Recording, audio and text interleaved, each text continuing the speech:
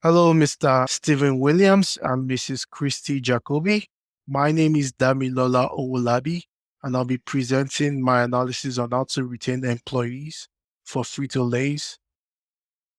Moving on, our agenda includes the introduction, exploratory data analysis, looking at our regression model, classification model, then the conclusion. For our data sets, we got our data sets from DDS Analytics, where they interviews 870 random employees. There were 24 questions that we asked. We recorded the answers, and there were two variables of interest. There are no missing values in the data set. The variables of interest are the salary of the employees, which we use to test for our regression model, and the turnover rate of the employees, which we use for our classification model. We use a random 70-30 split. Moving on to the EDA. First, we look at the summary statistics for numeric variables.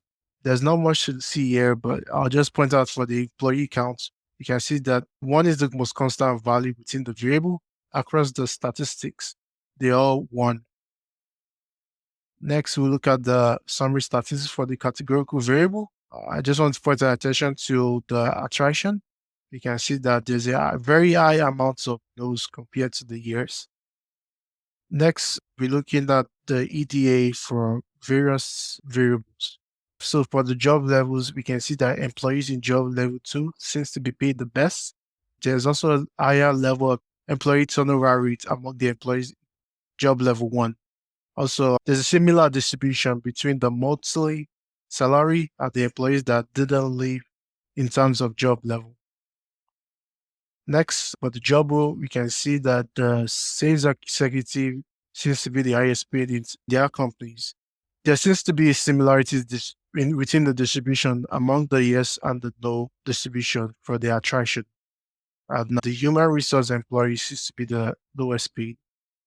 Next, moving on to the total working years, you can see that employees that spent around 10 years in their company seems to be paid the highest. Also, there's also high turnover rate among those employees also. Also, there seems to be a lower turnover rate among employees that spent about 1 to 3 years in the company. Next, looking at the job involvement, you can see that employees with job involvement rates of 3 are the highest paid in the company, and there seems to be a similar distribution among the monthly income and the no attrition rates. So next, we looked at the p-value distribution of the variables with respect to the salary. You can see that the top 5 highly signaled variables are the job level, job role, total working years, business travel, and years since last promotion.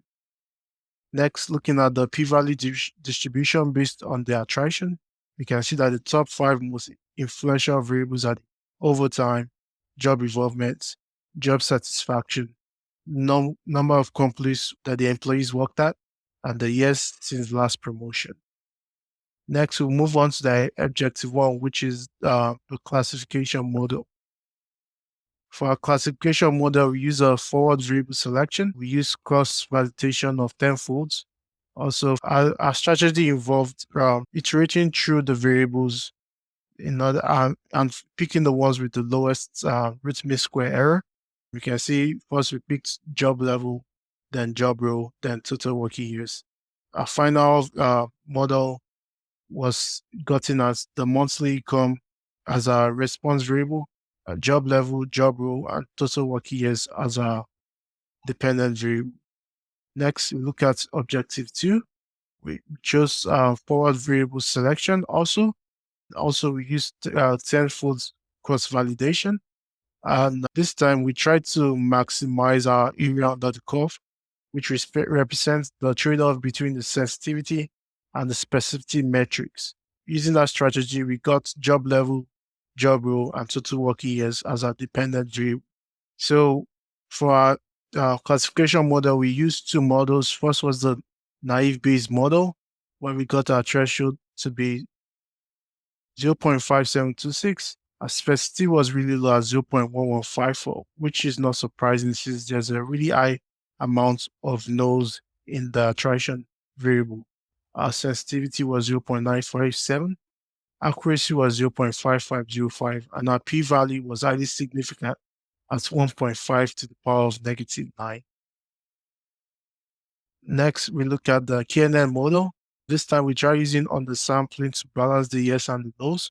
We saw an improvement with the sensitivity being 0.7081, sensitivity being 0.4808, and accuracy was about 0.5944. The p-value was pretty significant with about 4.4 to the power of negative 3.